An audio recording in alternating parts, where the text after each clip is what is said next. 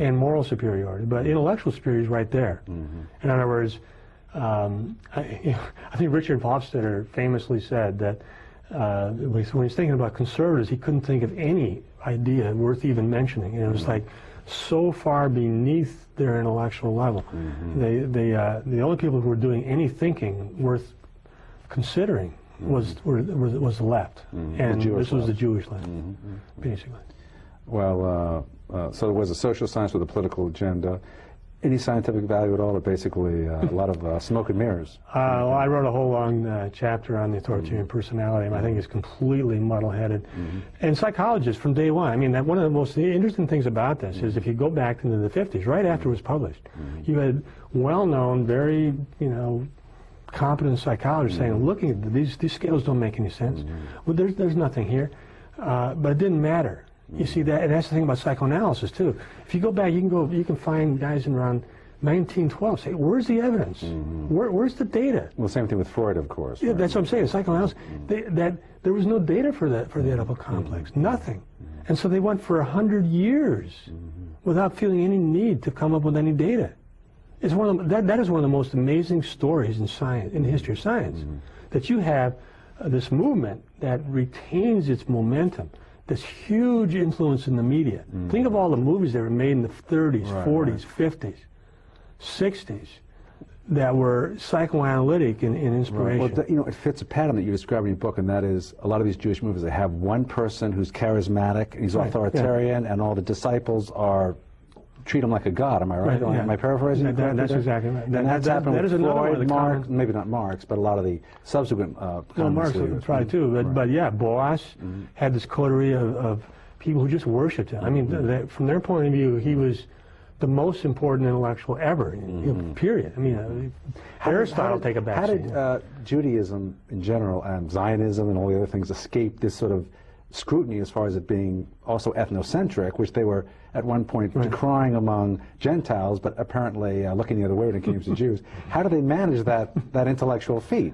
And we're still seeing that, aren't we? I mean, that is another one of the major stories here, that when it comes to ethnocentrism, we are constantly being told, I mean, if you look at the authoritarian personality, it's a fascinating example.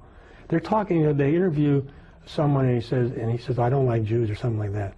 But they never talk about Jewish ethnocentrism. I mean, there's a whole... They don't talk about Jewish ethnocentrism? They get a 900-page book, and there's not one mention of Jewish ethnocentrism. Only Gentile, Jewish ethnocentrism, is the only thing that really kept them together for 3,000 years or whatever. If you look at the vanguard, the settler movement in Israel, a lot of overtly very racialist stuff. We are superior. Non-Jews are like animals compared to us. What is this, the Talmud or something, or later? I'm talking about the settlers. I mean, there's a lot of these people right now in Israel. Yeah, in Israel, that these people have these ideologies. Well, yeah. But the ethnocentrism is palpable. It's right there. It's buried. Yeah.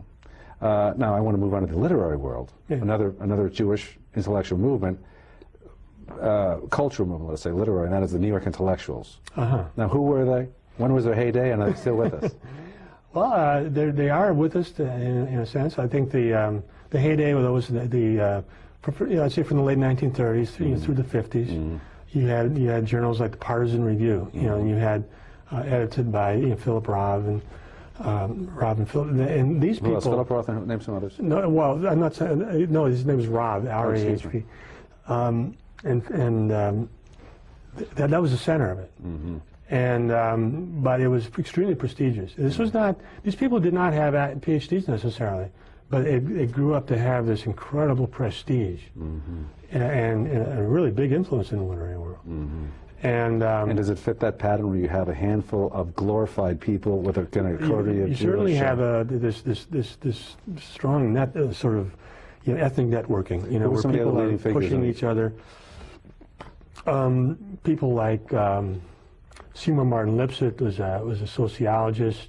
You had Clement Greenberg, the art critic.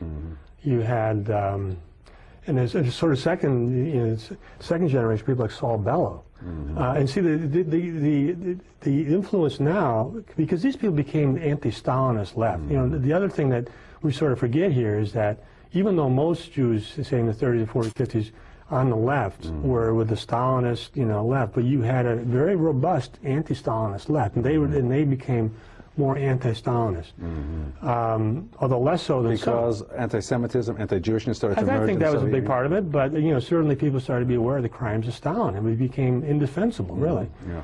Now, these movements have become fundamentally irrational. Some of these movements. That's what you said. I think that, well, you look at psychoanalysis. So I'm saying they're irrational in the sense that they pose as science, but they're not. I mean, and that's a classic example. Or look at the authoritarian personality. They're convoluted. These scales that don't make any sense.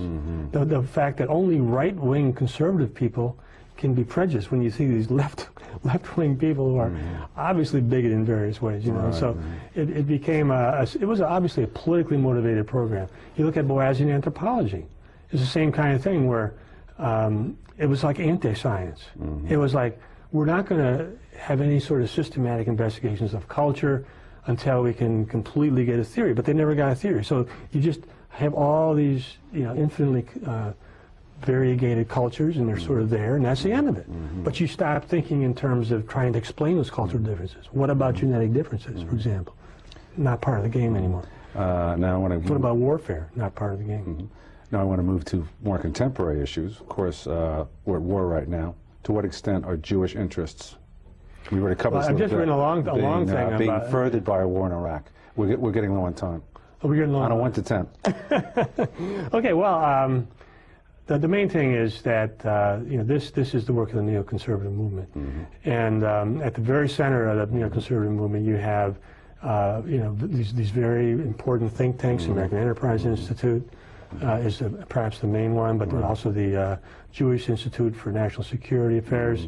You have AIPAC, you have the Washington Institute for Near East Policy, but then you have the very important figures in the media, like Bill Kristol, editor of the Weekly Standard. But what about even the mainstream, all the mainstream publications, from the New York Times down? Don't they kind of sanitize? They certainly do. They certainly do. And make acceptable the idea of Zionism, which is basically very much like what we once decried in South Africa. They kind of make it acceptable. I mean, is it that pervasive? There's a consensus, but let's talk about neoconservatism. I think that the main influence of neoconservatism is within the Bush administration. Right. You have this support group of media, think tanks, and all that, but the main people are people like Paul Wolfowitz, Douglas Feith, Abrams, Elliot Abrams, Scholsky, and so on. In other words, these are the people who are pushing the policy today. But let's face it, if it goes to the other side, we're going to see war coming from the Democrats. That's my last word. Okay. I wouldn't doubt that. We're out of time. It's been splendid having you with us, and I want to thank you for joining us, and we'll see you next time on Flashpoint. I'd like to do